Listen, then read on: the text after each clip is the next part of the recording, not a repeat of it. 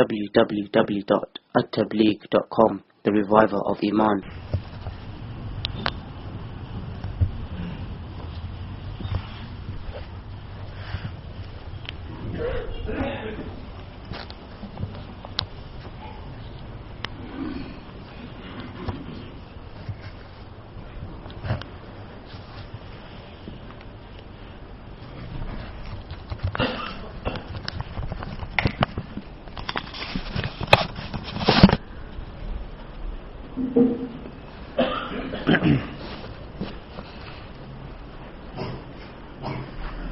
أعوذ بالله من الشيطان الرجيم.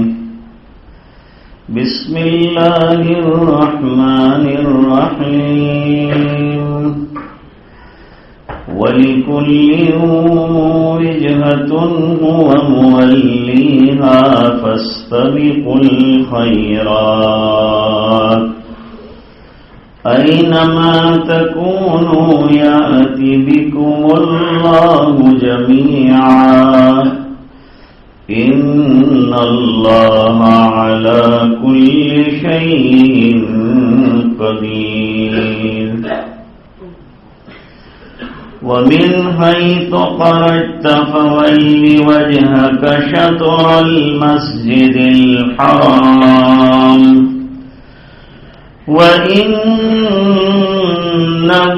للحق من ربك وما الله بغافل عما تعملون. ومن حيث خرجت فول وجهك شطر المسجد الحرام وحيث ما كنتم فولوا وجوهكم شطره لئلا يكون للناس عليكم حجة إلا الذين ظلموا منهم فلا تخشوهم واخشوني ولأتم نعمتي عليكم ولعلكم تهتدون. صدق اللہ.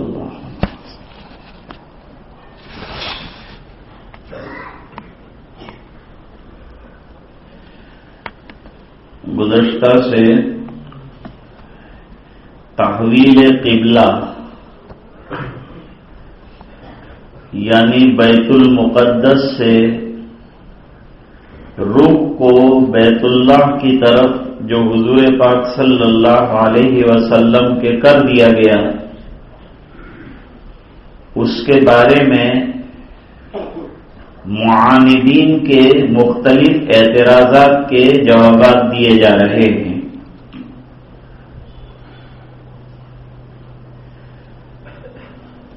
پہلی بات تو یہ کہی کہ جتنی جانبیں ہیں جتنی سمتیں ہیں سب اللہ کی ہیں اور اللہ جس طرف اپنے بندوں کو پھیرنا چاہیں پھیر سکتے ہیں.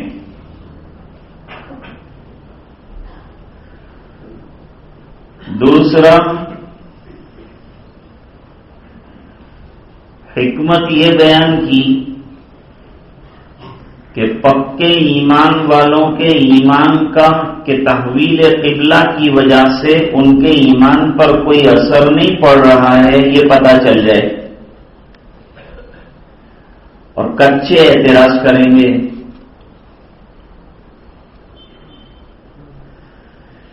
تیسری حکمت یہ بیان کی کہ حضور پاک صلی اللہ علیہ وسلم کی مرضی بھی یہ تھی کہ آپ کا رخ بیت اللہ کی طرف کر دیا جائے.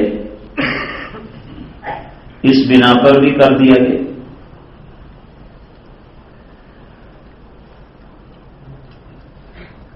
آج مزید ایک اعتراض اور جواب دے رہے ہیں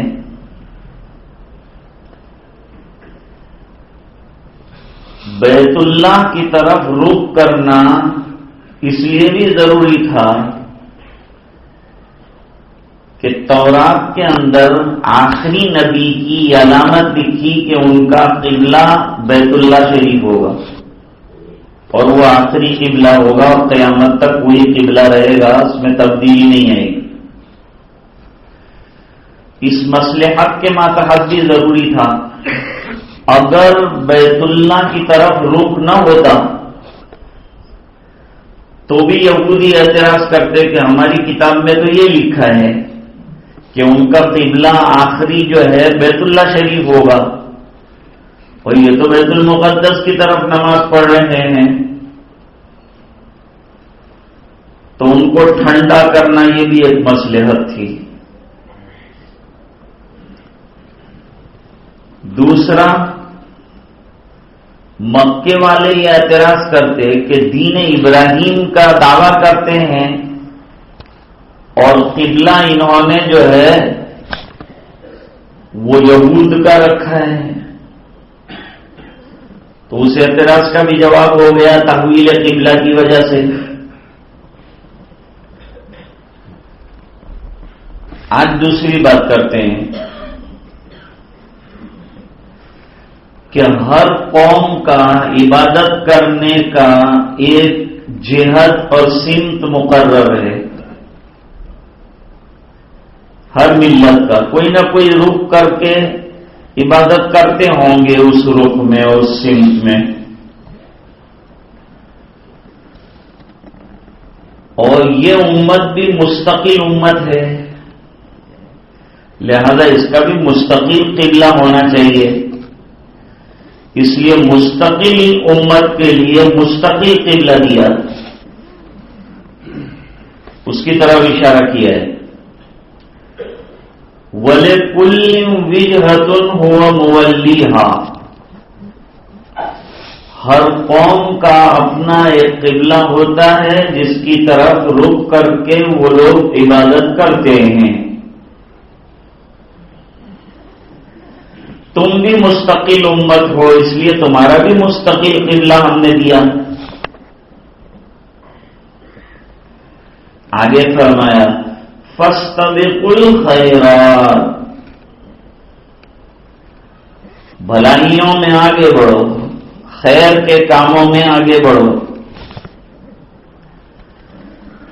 یعنی یہ اعتراضات جو کر رہے ہو تحویل قبلہ پر، اس کو چھوڑو اور کام میں لگ جاؤ۔ بھلائیوں کے بہت سے کام ہیں، وہ کام کرو، اچھائیوں کے کام کرو، اس کے اندر آگے بڑھو، ایک دوسرے سے سبقت لے جانے کی کوشش کرو۔ فاستبقوا الخیرات،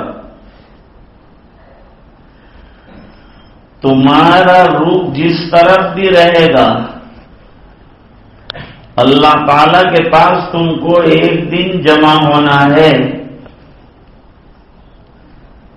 اور اللہ تعالی ہر چیز پر قدرت رکھتے ہیں۔ اب ایک سوال پیدا ہوا، یہ تو مسئلہ حضر کا ہوا کہ حضر کے اندر قبلے کی طرف رخ کر کے نماز پڑھنی ہے، یعنی بیت اللہ کی طرف رخ کر کے نماز پڑھنی۔ لیکن سفر میں کیا ہوگا؟ فرمایا کہ سفر میں ہو کہ حضر میں ہو، ہر جگہ اب نمازوں کے اندر تمہارا قبلہ جو ہے بیت اللہ ہی رہے گا۔ تو یہ من حیث خرجت فولی وجہ کا تو 3 مرتبہ یہ حکم لائے ہیں۔ اس پر مفسرین نے بحث کی ہے کہ ایک ہی حکم 3 مرتبہ کیوں لائے ہیں؟ اس کا جواب دیا کہ ایک تو عرب والوں کے لیے جو مکے سے باہر ہیں، اور ایک پورے عالم کے لیے ہے، اور ایک جو بالکل حرم میں نماز پڑھ رہے ہیں ان کے لیے ہے۔ اس لیے 3 مرتبہ ایک ہی چیز کو دہرایا ہے، حکم 3 مرتبہ دیا ہے ایک ہی چیز کا۔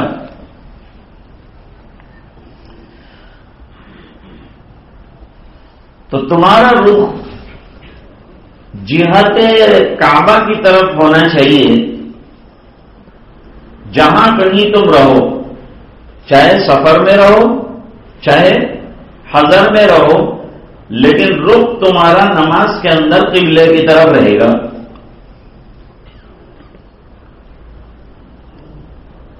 اور یہ سفر اور حضر دونوں کے اندر قبلے کی عمومیت کا حکم جو ہے یہ اللہ کی طرف سے حق ہے.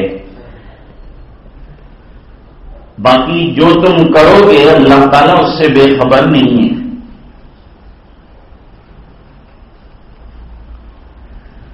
اگر سفر میں تم نے قبلے کا دھیان نہ دو، کسی بھی طرف روک کر کے نماز پڑھو، تو پھر اعتراض کرنے والے اعتراض کریں گے کہ وہاں تو ایسی نماز پڑھتے ہیں، یہاں کیوں قبلے کا خیال نہیں کرتے. اس لیے ہم نے ان پر حجتیں تام کرنے کے لیے یہ مسئلہ بھی بیان کر دیا کہ حضر میں جو حکم رہے گا نماز کے رخ کا، سفر کے اندر بھی وہی حکم رہے گا، تاکہ اعتراض کرنے والوں کے لیے حجت ہو جائے اور ان کے خلاف جو ہے دلیل قائم ہو جائے اور وہ اعتراض نہ کر سکیں. رہ گیا اس کے باوجود لوگ اعتراض کرتے ہیں. ایک صاحب گزرے ہیں آریہ سماجی، ان کا نام ہے دیانند سرسوتی. انہوں نے بہت بڑا اعتراض کیا تھا. حضرت نانوتوی رحمت اللہ علیہ نے کتاب لکھی، اس کا نام ہی رکھا قبلہ نما. اس کے اندر سب اس کے اعتراضات کے جوابات دیے ہیں. اس نے اعتراض یہ کیا کہ مسلمان یوں کہتے ہیں کہ ہم لوگ جو ہیں پتھروں کے پجاری ہیں، بتوں کے پجاری ہیں، لیکن مسلمان خود جو ہے بیت اللہ ایک پتھر کی عمارت ہے، اس کی پوجا کرتے ہیں. تو ہم لوگوں کو تو مورتی پوجا سے منع کرتے ہیں اور خود پتھروں کی پوجا کرتے ہیں. یہ اعتراض کیا تھا. حضرت مولانا قاسم العلوم نانوتوی رحمت اللہ علیہ نے اس کا جواب جو ہے کتاب کی شکل میں دیا. کئی جوابات دیے ہیں جو بہت زیادہ علمی ہے، جس کو سمجھنے کے لیے بڑا علم درکار ہے.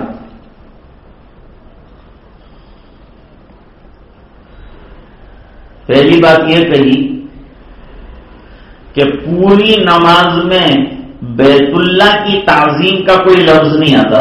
اگر ہم بیت اللہ کی عبادت کر رہے ہوتے تو بیت اللہ کی تعظیم کا کوئی لفظ آتا، وہ تو آتا نہیں ہے. اللہ کی تعظیم کا آتا ہے. اللہ اکبر اللہ کی تعظیم ہے، سبحان اللہ اللہ کی تعظیم ہے. بڑائی اللہ کی بیان کرتے ہیں، قبلے کی اور بیت اللہ کی بڑائی پوری نماز میں کہیں بیان نہیں ہوتی. اچھا ہم بیت اللہ کا رخ نہ کریں تو بتاؤ کہ کدھر رخ کریں. بیت اللہ کا رخ یہ تو اصل میں تجلیات کا آئینہ ہے. بیت اللہ جو ہے وہ تجلیات کا آئینہ ہے، اور اس تجلیات کی طرف اصل میں رخ ہوتا ہے. تو رخ تو کسی طرف ہوگا، جس طرف بھی رخ ہوگا اعتراض ہو جائے گا. کوئی بھی طرف رخ ہو تو اعتراض ہو جائے. اللہ تعالیٰ نے اس کائنات کو بنایا 6 دن رات میں.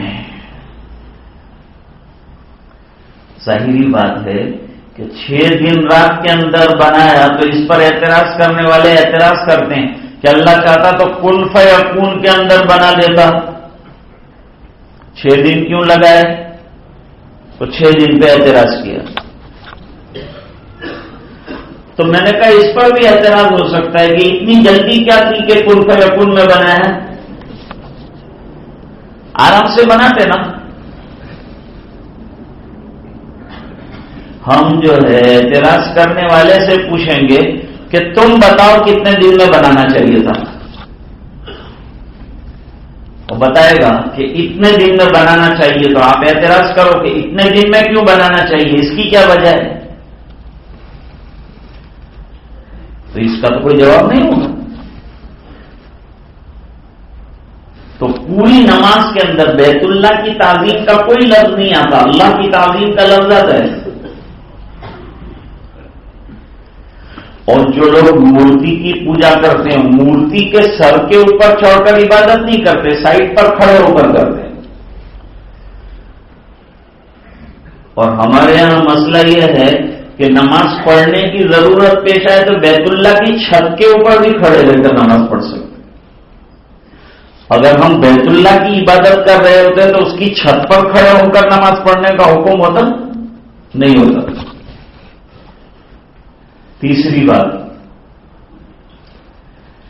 بیت اللہ جو ہے خدا نہ خواستہ منہدم ہو جائے، اور یہ جو چہار دیواری ابھی نظر آ رہی ہے وہ چہار دیواری ٹوٹ جائے، مٹ جائے، تو بھی ہماری جہاد ادھر ہی رہے گی. ورنہ اگر ہم اس کی پرستش کر رہے ہوتے تو توڑ دیے جانے کے بعد ادھر رخ کرنے کا مطلب ختم ہو جاتا ہے. لیکن یہ ٹوٹ جائے، اور ایک دن ٹوٹ جانے والا ہے، اس کے باوجود جو ہے ہماری نمازوں میں عبادتوں کا رخ کدھر رہے گا؟ بیت اللہ کی طرف رہے گا. اس سے یہ پتا چلا کہ ہم بیت اللہ کی عبادت نہیں کرتے. اور نسبت کیا ہے؟ بیت اللہ یعنی اللہ کا گھر. ایک شاعر جو ہے وہ حج کے لیے جا رہا تھا، تو دوسرے شاعر سے ملنے گیا. وہ شاعر نے اپنی شاعری میں اعتراض کیا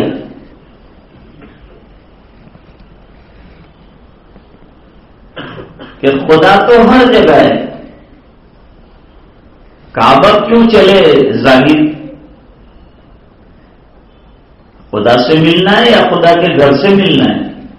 دیکھو خدا کا گھر کہا، خدا سے ملنا ہے یا خدا کے گھر سے ملنا ہے؟ وہ بھی شاعر تھا، اس نے شاعرانہ جواب دیا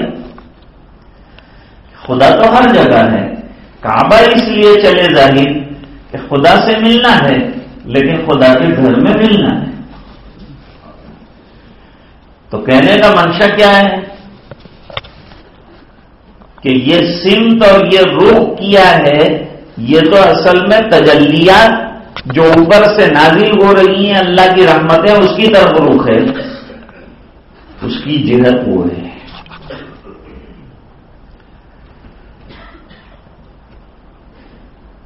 فلا تخشوهم واخشون، یہ کیا جملہ بیچ میں لے آئے ہیں؟ اللہ تعالیٰ فرماتے ہیں مت گھبراؤ. اعتراض کرنے والوں کے اعتراض میں کوئی دم نہیں ہے، اس لیے تم کو اعتراض سے پریشان ہونے کی ضرورت نہیں ہے، اور ایسے اعتراض سے ڈرنے کی ضرورت نہیں ہے. تم ان سے مت ڈرو نا، مجھ سے ڈرو. تم کس کے حکم پر عمل کرنا چاہتے ہو؟ ان کو ڈر کر حکم چھوڑ دو گے یا میرے ڈر کی وجہ سے حکم پر عمل کرو گے؟ موجودہ دور میں مسلمانوں کو یہی کہا جائے گا کہ یہ جو حکومت کی طرف سے چیزیں آ رہی ہیں، یہ سب کچھ ہو رہا ہے، فلا تخشوا، مت گھبراؤ، واخشونی، اللہ سے ڈرو. ان سے کیوں ڈرتے ہو؟ یہ تمہارا کچھ بھی نہیں بگاڑ سکتے. اگر آپ دین پر ہے تو آپ کا کچھ نہیں بگڑے گا. اس سے زیادہ دین کو بگاڑنے کی محنت کرنے والے کر چکے اور دین باقی ہے. تو اب کیا کریں گے جبکہ پورے عالم کے اندر جو ہے 150 ممالک کے اندر دین پھیلا ہوا ہے؟ کیا کریں گے؟ کچھ بھی نہیں. تو ان اعتراضات سے جو مشرکین کی طرف سے ہوتے ہیں، معترضین کی طرف سے ہوتے ہیں، دشمنوں کی طرف سے ہوتے ہیں، اللہ تعالیٰ نے کتنا اچھا جملہ کہا، فلا تخشوا، مت گھبراؤ. تم حق پر ہو کہ نہیں؟ تمہیں اپنے حق پر ہونے کا یقین ہے کہ نہیں؟ تمہیں اپنے دین حق کا حق ہونا اس پر اعتماد ہے کہ نہیں؟ ہے تو پھر ڈرتے کس بات سے ہو؟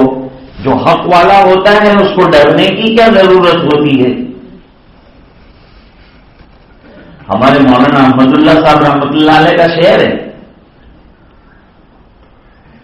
حق بات کے کہنے میں کیا ڈر، احمد تو ذرا بھی فکر نہ کر۔ حق بات کے کہنے میں کیا ڈر، احمد تو ذرا بھی فکر نہ کر، حق بات پہ جانے دے دی ہے اللہ کی محبت والوں، ڈرنے کی کوئی ضرورت نہیں ہے۔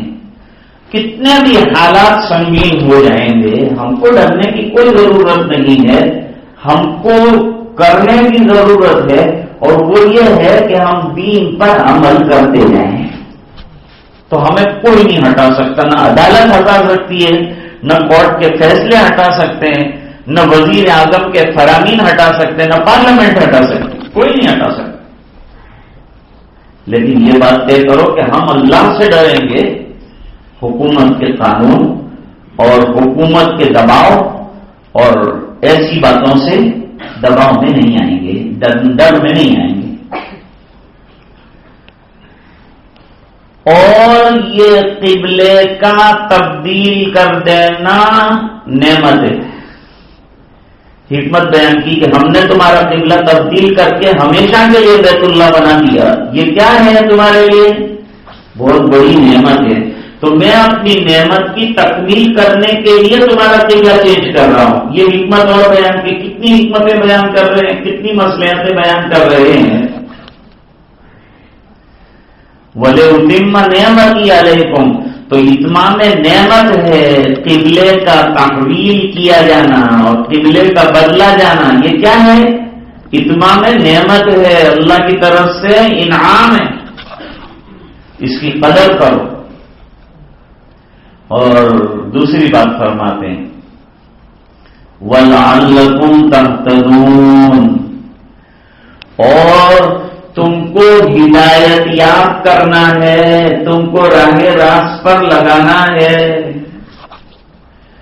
تو قبلے کا تبدیل کرنا ہماری رہبری اور ہماری راہیابی کے لیے ہے۔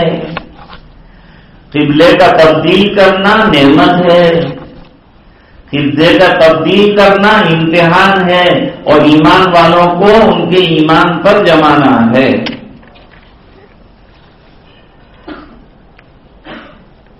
کما ارسلنا فیکم رسولا منکم،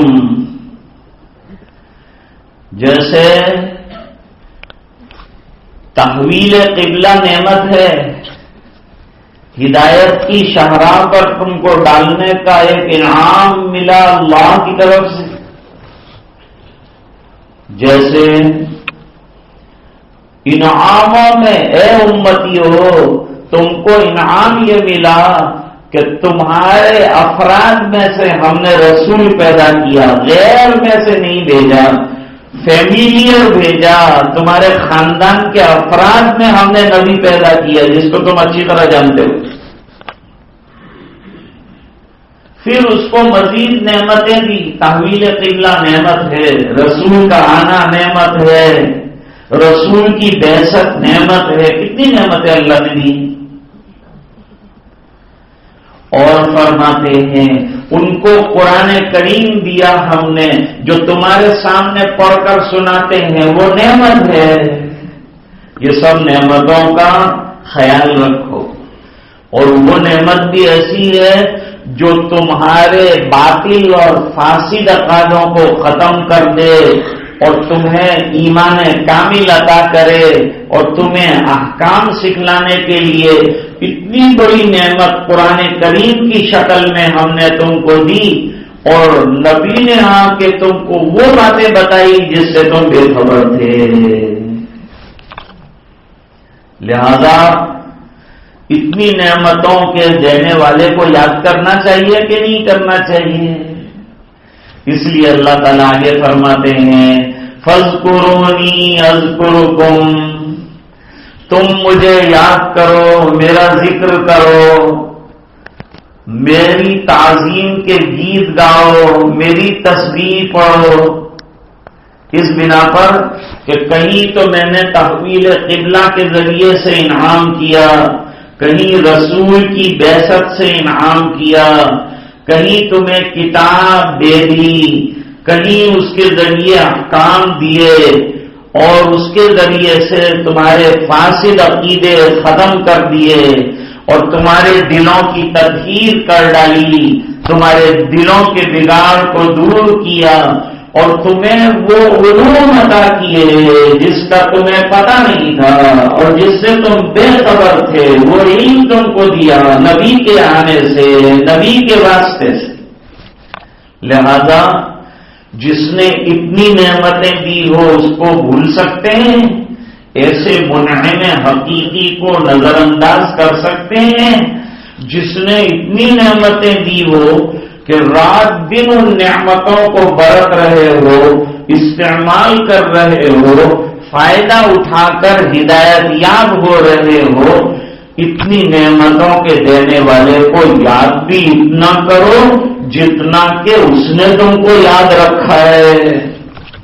فاذکرونی اذکرکم، تم مجھے ایسا یاد کرو جیسے کہ میں نے تمہیں پل پل یاد رکھا ہے، ہر دم یاد رکھا ہے۔ تم کو ضرورت نہیں تھی، میں نے تمہاری ضرورتوں کو سمجھا کہ تمہیں ضرورت ہے رسول کی، تمہیں ضرورت ہے ہدایت کی، تمہیں ضرورت ہے تطہیر کی، تمہیں ضرورت ہے تزکیے کی، تمہیں ضرورت ہے اپنے دلوں کو چمکانے کی۔ سب نعمتیں دے کر میں نے تمہیں یاد رکھا ہے نعمتوں کے برسانے میں، تو اب تم بھی مجھے یاد رکھو اور ہر آن جو ہے اللہ کی نعمتوں کا ذکر کرتے رہو اور ناشکری مت کرو۔ ناشکری یہ ہے کہ جس مقصد سے رسول کو بھیجا ہے اس مقصد کو سامنے رکھو، جس مقصد سے کتاب کو بھیجا ہے وہ مقصد پر عمل کرو، اس کے احکام کو زندگیوں میں اتارو۔ اگر ایسا تم کرتے ہو تو میں یہ سمجھوں گا کہ تم نعمتوں کا شکر بجا رہے ہو اور کفران نعمت نہیں کر رہے ہو۔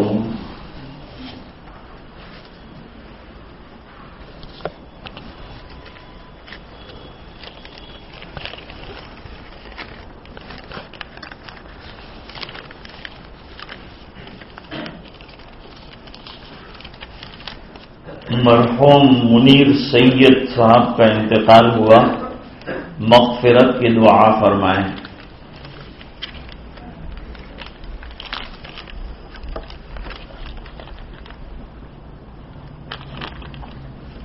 جنتا نگر مسجد کے مؤذن حافظ سرفراز صاحب کے والد کا منوبر میں انتقال ہوا، مغفرت کی دعا فرمائیں۔ انعام الحق شیخ کی طبیعت خراب ہے، ان کے لیے دعا فرمائیں کہ اللہ تعالیٰ شفائے کاملہ عطا فرمائے۔ اسماعیل اعظم چھوٹو ناخدا صاحب کا انتقال ہو گیا، ان کے لیے دعا فرمائیں، اللہ تعالیٰ غریق رحمت فرمائے۔ شاکر بھائی برف والوں کے چچا حسن بھائی بیمار ہیں، ان کے لیے دعا فرمائیں کہ اللہ تعالیٰ شفائے کامل عطا فرمائے۔ امینہ بیوی ابو بکر پٹیل کی طبیعت علیل ہے، دعا فرمائیں کہ اللہ تعالیٰ شفائے کامل عطا فرمائے۔ کلکتہ میں محمد ابو الکلام شیخ کا لڑکا بنی اسرائیل 6-7 سال سے گم ہے، دعا کریں کہ لڑکا مل جائے، اللہ تعالیٰ بازیابی کی غیب سے شکلیں پیدا فرمائے۔ درود شریف۔ اللهم صل على سيدنا محمد وعلى آل سيدنا محمد وبارك وسلم۔ ربنا آتنا في الدنيا حسنة وفي الآخرة حسنة وقنا عذاب النار، قنا عذاب القبر وقنا عذاب الحشر وقنا عذاب الفقر وقنا عذاب الدين واحشرنا يوم القيامة مع الأبرار۔ ربنا لا تزغ قلوبنا بعد إذ هديتنا وهب لنا من لدنك رحمة إنك أنت الوهاب۔ اللهم أعنا على تلاوة القرآن وشكرك وذكرك وحسن عبادتك۔ اللهم لا مانع لما أعطيت ولا معطي لما منعت ولا راد لما قضيت ولا ينفع ذا الجد منك الجد اللهم انت السلام ومنك السلام تبارک یا ذا الجلال والاکرام۔ اے اللہ ہمارے گناہوں کو معاف فرما، کوتاہیوں سے درگزر فرما، اپنا فضل اور کرم شامل حال فرما۔ اے اللہ ہمیں تیری نعمتوں کا قدردان بنا۔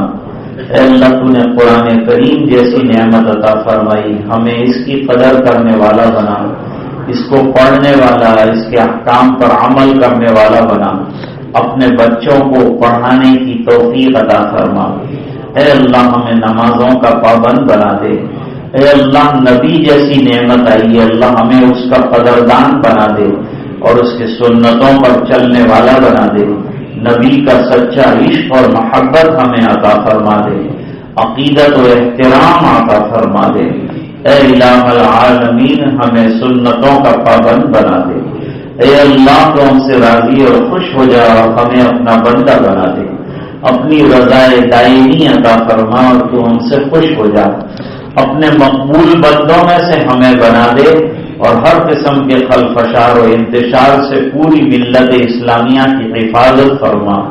اے الہ العالمین جو بیمار ہیں انہیں شفائے کاملہ عطا فرما اور جو پریشان ہیں ان کی پریشانیاں دور فرما، اور اے اللہ ایمان پر دنیا سے جانے والوں کی بھرپور مغفرت فرما۔ اے اللہ جو گھریلو طور پر پریشان ہیں ان کی گھریلو پریشانیاں دور فرما دے۔ اے اللہ جو بیرونی طور پر پریشان ہیں ان کی بیرونی پریشانیاں دور فرما دے۔ اے اللہ جو کاروبار کے اعتبار سے پریشان ہیں اللہ ان کی کاروباری تکلیفیں دور فرما دے۔ اے اللہ جن کے گھروں میں جھگڑے ہیں اپنے فضل سے وہ جھگڑے ختم فرما دے، آپس میں محبتیں عطا فرما دے، ہر جھگڑے کو ختم فرما دے۔ اے الہ العالمین ہمارے دل کی اصلاح فرما دے۔ اے اللہ ہماری زبان کی اصلاح فرما دے۔ اے اللہ ہماری پوری ذات کی اصلاح فرما دے۔ اے الہ العالمین اپنا فضل فرما دے، کرم فرما دے، معصیات سے نفرت دے دے اور نیکیوں کا ذوق دے دے اور گناہوں سے بچا دے اور حفاظت فرما ہمارے ایمان کی، جان مال عزت آبرو کی، ہماری ماں بہنوں کی، اللہ عزتوں کی حفاظت فرما۔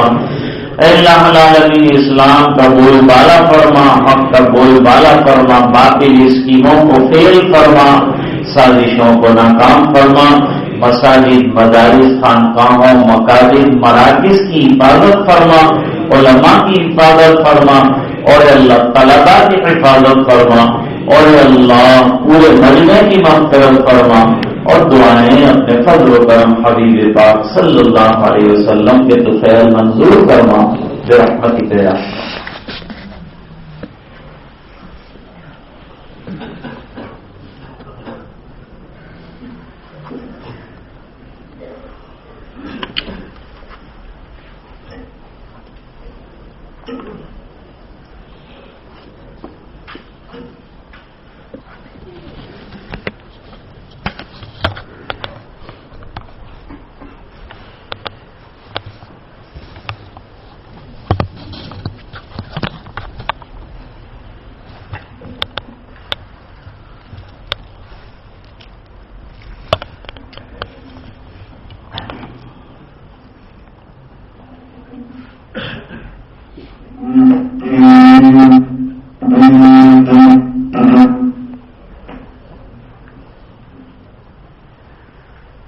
ذکر اللہ پہلے ہوگا، اس کے بعد مراقبہ کریں گے، اس کے بعد دعا ہوگی۔